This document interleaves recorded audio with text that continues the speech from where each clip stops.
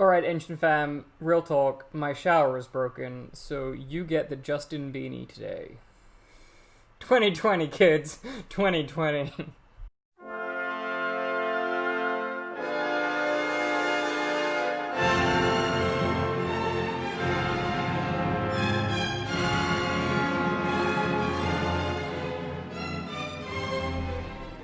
So, Book 4, as we saw, marks the end of the first kind of major discussion, answering the question of why be just rather than unjust. Books 5 through 7 are marked as a digression. What they do is they take up topics that were kind of raised in passing in the earlier books, and then Plato explains the points more fully. Once we get to Book 8, he'll take up the question again of why it's better to be just rather than unjust, providing some more resources to answer that question. But for now, what we're going to do is look at books 5, 6, and 7. Book 5 focuses on the institutions of the ideally just city, namely how it is that the city is arranged. Now, the reason this isn't part of the main discussion about why be just rather than unjust is the institutions that Plato describes for the ideal city don't seem to have any analog in the soul. In that sense, he really is talking about politics rather than psychology. Nonetheless, there's a lot of interesting psychological points that come up, especially how it is that various kinds of people function in different kinds of cities.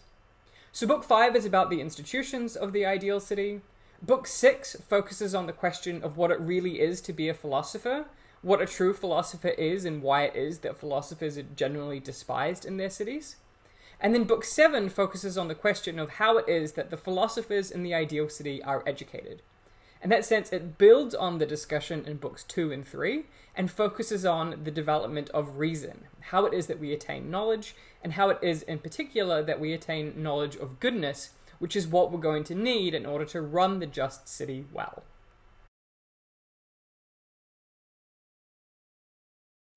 Book 5 of the Republic has a discussion of what is known in the literature as the three waves. Namely, 3 countercultural proposals that Plato suggests are actually integral to the arrangement of a perfectly just city. The first is that women are to be included in education and in governance. It's not the case that just men will be soldiers and just men will be rulers. Women will also be soldiers and they will be rulers too. The second wave is what is called wives and children in common in the text.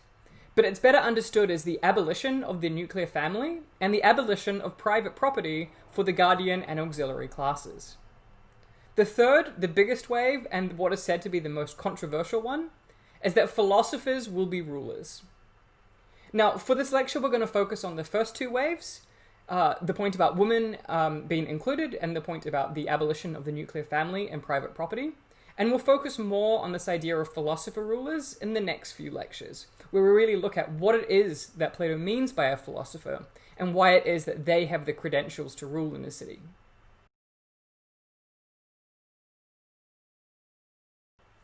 As I'm sure you're well aware, the position of women in society has not always been one of equality. New Zealand was actually the first country to give women the vote in 1893. Very proud of my country for that one. But that was in 1893. We had thousands of years where women had no place in politics. And this was also true in ancient Athens. Women weren't educated, they didn't receive any military training or education themselves, except in very unusual cases. For the most part, women weren't included in these things. Now, you should also know a few things about the kind of what normal life was like for a woman in ancient Athens. If you were a wealthy woman, you were probably kept at home by your husband and to take care of the household and to take care of the family. It's not obvious you would have had a lot of opportunities even to go out by yourself without a chaperone. If you were a poor woman, obviously you had to do what you needed to do in order to make money. So there were women who worked various crafts. Weaving was a particular common craft for women. So if you were to look at kind of ancient Athenian society, what you would see is that women weren't educated. It was men who dominated the military and who dominated governance. But you also notice that there were women who got skilled at particular things, but these were kind of lower class women. Nonetheless, this I think provides an opportunity for Plato to kind of exploit some intuitions about his audience. So they would have thought that it's intuitive that men should be the ones who engage in warfare and who run politics. But they also would have thought that it's intuitive that women can in fact learn skills if they're given the training. Because it's clear that there are some women who are weavers and some women who are doctors and women who are able to learn skills just in the way that men do. And of course, this kind of provides a philosophical opening because there's a tension between those two claims. On the one hand, it looks like women can't do warfare and can't do governance. On the other hand, they never had the training and education for it. And when you do give them training and education with respect to the other skills, like medicine, they're actually pretty good at it. So something strange is going on here. You can't say that women aren't able to be good soldiers and be good politicians if you never gave them the training. And Plato's strategy here is actually kind of clever. He knows that his audience is going to have certain biases and certain assumptions about what women can and can't do. So he starts off by getting his interlocutors to think about dogs. And he says, well, female dogs are obviously different from male dogs, insofar as female dogs are the ones who have the babies, whereas male dogs don't. So there's some difference there. But it's not as though we train only the male dogs to be hunting dogs and to be guard dogs. We train the female dogs too. So it doesn't look like there's any problem as long as we give them the same training.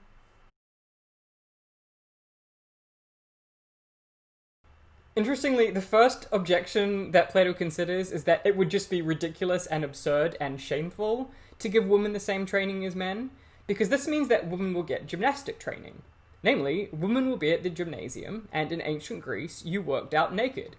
So the first ridiculous objection to this is supposed to be, well, you can't possibly think that we should have women training naked with men. That would just be absurd. Women naked with men at the gym? You can't be serious. But Socrates then points out that Greeks themselves used to think it was ridiculous to train naked at all, even for men. Other places around Greece didn't have this practice, so when the Athenians adopted it and recognized that it was in fact beneficial to train naked, then nobody thought it was ridiculous after that. Once they saw the benefits, they thought that the benefits outweighed the kind of social costs of initially thinking it was silly.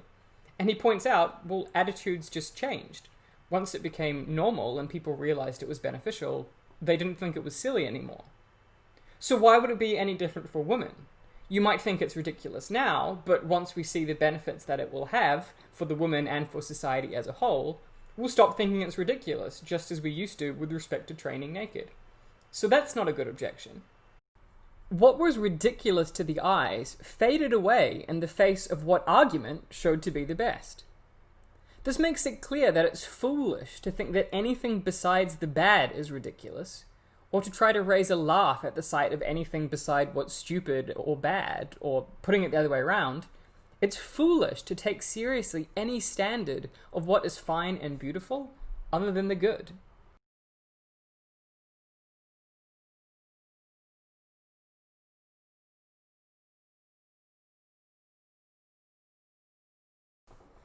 Even today, you still hear people saying things like women are too emotional to be president, or that they're not strong enough or tough enough to become a Marine.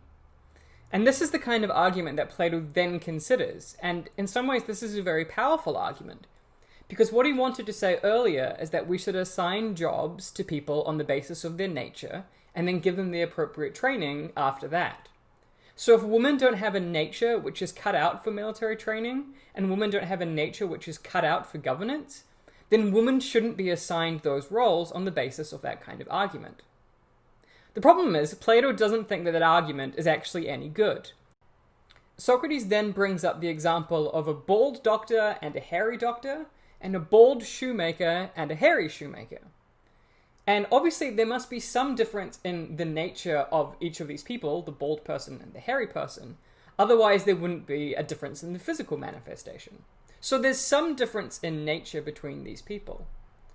But what Socrates gets his interlocutors to think about is whether or not it's the right kind of difference. Is the kind of difference in nature with respect to you being bald or you being hairy the kind of difference that determines whether or not you could be a good doctor or whether or not you could be a good shoemaker? And of course, the response is obvious. The fact that you don't have hair is no reason to think that you can't be a good shoemaker and that you can't be a good doctor. What these examples are supposed to show is that not just any difference in nature makes the difference between whether or not you're able to do some particular task. What we have to ask is whether there's a relevant difference in nature. Is there a difference in nature which is going to make it such that actually you cannot become competent at some task, no matter how much education or how much effort you put into it? Here's why this matters. What we're trying to work out is whether the difference between the male and the female nature, namely the fact that women have children and males don't, we want to work out whether or not that's a relevant difference to the fact that women don't receive military training and political training. And what Socrates is going to say is this fact that women have children actually isn't a relevant difference in nature. So he's granting that men and women might be different in this respect, but he says that doesn't matter. What we're trying to do is look at whether or not women can become competent in warfare and can become competent in government. And he thinks it's obvious that they can with the right training. Therefore, if the male sex is seen to be different from the female with regard to a particular craft or way of life, we'll say that the relevant one must be assigned to it. But if it's apparent that they differ only in this respect, that the females bear children while the males beget them, we'll say that there has been no kind of proof that women are different from men with respect to what we are talking about. And we'll continue to believe that our guardians and their wives must have the same way of life. And rightly so. So they're basically the same? Plato's a feminist? Is Plato a feminist? Are they the same? Are they basically the same? No. They're not basically the same. Plato, in some ways, has advanced an important feminist argument. It's one that you see, for example, in Mills on the subjection of women, which is the idea that if you don't give women the appropriate training, you can't say that they're by nature worse at something. It's not as if men are born concert pianists, whereas women aren't. It's like men become concert pianists because they train, women become concert pianists because they train. So there is an important feminist argument here about equality of opportunity and equality of outcome. That being said, Plato still makes a number of remarks throughout the corpus that are unfortunately sexist. And right after the passage that we just looked at, he makes the claim that men are, in general, better at everything that women do. Anything women can do, men, in general, can do better. And that seems like a pretty sexist assumption, that, women always have to work harder and that men are systematically better than women. That's not the kind of claim that we should endorse. What's interesting for the argument, though, is that Plato recognizes that it's the case that some women are better than some men. And this reveals a really interesting principle of Plato's political philosophy, namely that we should be assigning political roles on the basis of merit. So if some women are better than some men, then the woman should get the job rather than the man. And again, in that sense, I think he's advocating an important step towards gender equality, but he doesn't get all the way that would want him to. It might also be helpful here to highlight one feature of the education system in the Republic, namely that it's kind of a dropout system. Everybody gets the basic education, but at various points, it's clear that people will drop out because they don't make it through the training. So there are going to be men who don't make it through the gymnastic training, and there are going to be men who don't make it through the musical training. Similarly, there are going to be lots of people who don't make it through the philosophical training later on. So I think this is what Plato envisages. In general, because women find things harder than men, he thinks, there are going to be more women dropping out of the system than there are men dropping out of the system. But insofar as there are some women who are better than some men, they're going to make it through. They'll make it through the gymnastic training, they'll make it through the musical training, and they'll make it through the philosophical training. And that's what qualifies them to rule. They've shown that they can make it through, and that they can do the job competently and better than the other people in the city who might otherwise be taking the job. And in that sense, he really is advocating for a strong merit-based system, and if women can show themselves worthy of the position, then they're the ones who get it.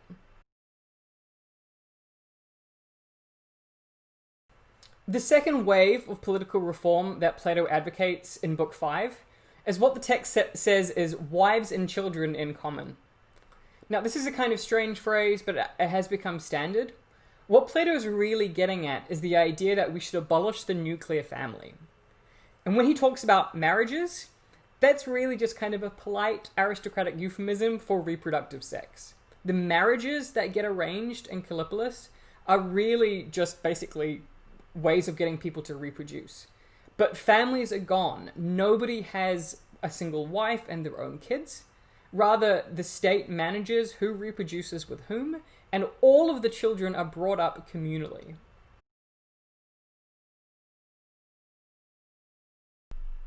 You wouldn't know. You wouldn't actually know who your parents were.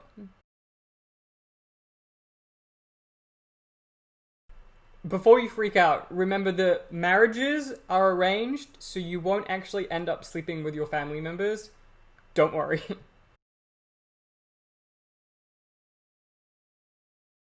Now, what's interesting about this proposal is it actually falls out of a more general scheme that Plato was advocating in the Republic. Namely that we should abolish all private property and all private connections altogether. What Plato is suggesting here is that people shouldn't have things that they think of as their own. He says, I don't want people to say mine and yours. Rather, we're to think of all of the children as kind of all of our own children, so we won't favor them. And because there's no private property, you won't be able to say, well, this is my money and that's your money, because he thinks that that, in fact, creates disputes. What Plato's trying to foster here is a really strong sense of what gets called civic unity. He wants the city not to fight against each other or to compete with itself. He wants everybody to kind of think of this as a communal project. We're all in this together. We want the best people in charge that we can get. We want the best people for the jobs that we can get. And we don't want family connections and private property to interfere with that.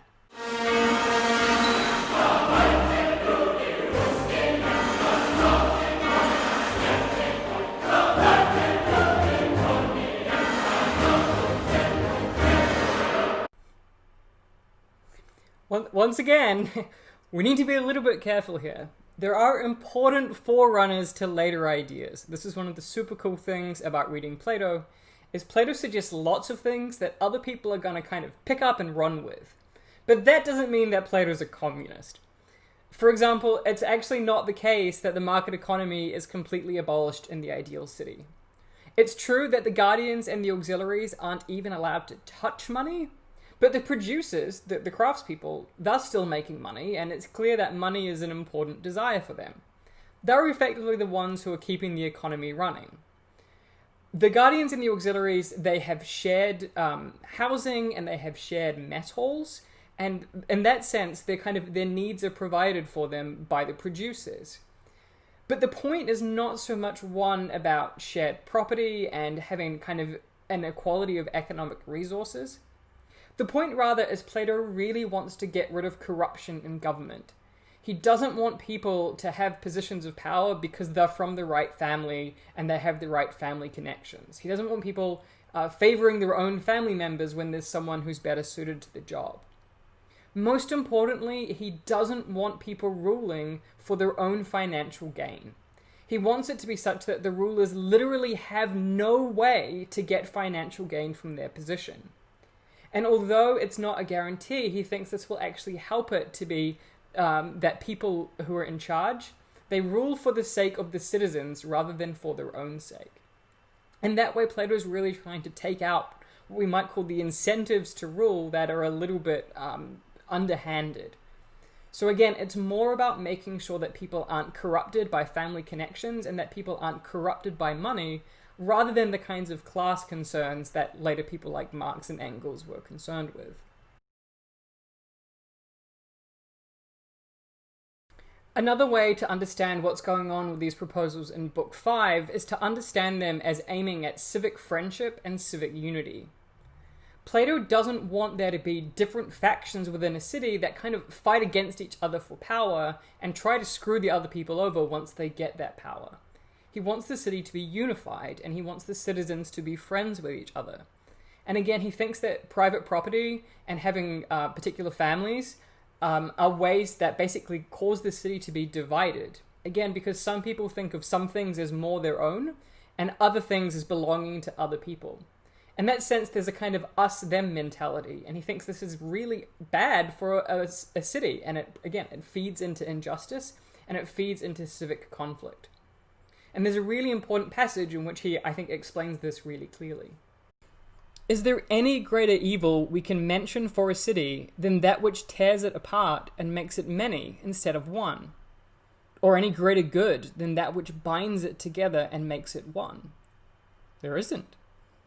And when, as far as possible, all the citizens rejoice and are pained by the same successes and failures, doesn't the sharing of pleasures and pains bind the city together? It most certainly does. But when some suffer greatly, while others rejoice greatly, at the same things happening to the city or its people, doesn't this privatization of pleasures and pains dissolve the city? Of course. And isn't that what happens whenever such words as mine and not mine are used in unison? And similarly with someone else's? Precisely. Then is the best governed city the one in which most people say mine and not mine? So let's summarize. The main goal of the institutions in the ideal city, Callipolis, is to have a city where the city is unified and the political positions are apportioned on the basis of merit and competence, rather than on the basis of family connections or wealth. Plato thinks that family connections and wealth really do undermine the justice of a city, and so we need radically countercultural institutions in order to combat those kinds of forces. And that's really one of the compelling things about the Republic that I think a lot of people have found inspiring. Plato is prepared to go to pretty extreme lengths because he thinks that these political problems are so bad that they require really radical solutions. Of course, I'll leave it to you to think about how these ideas might have parallels in our own society, and we can talk about those in class as well. For next time, what we're going to do is look at the third wave, the idea that philosophers should be rulers. This is one of the most famous claims of the Republic, but getting clear on actually what Plato means by that is a little bit tricky. So we'll take our time, work out what Plato means by a philosopher, and then figure out how it is that they're educated so that they're able to produce justice and goodness in the city as a whole.